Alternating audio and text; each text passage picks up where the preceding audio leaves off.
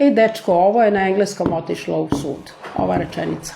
Mislim, njegov koeficijent inteligencije ne može da skoči, to budete sigurni. Bio je u horror filmu, Miki ti jesi, to su sve sad glumci, pa ste sad idu glumci, pevači, pevaljke, ove botoksovane i ostalo.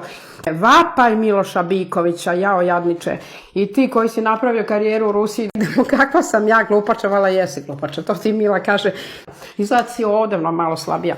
Umri ko te jebe, izvinite, jak sam, izdržat ću. Dobro, izdržao je valjda.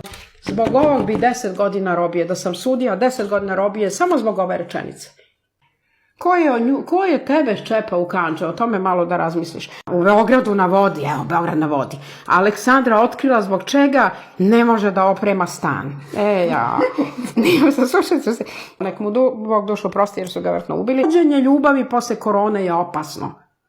Nikako ne sme da traje duže od 10 minuta. Maša i Meda. Maša i Meda.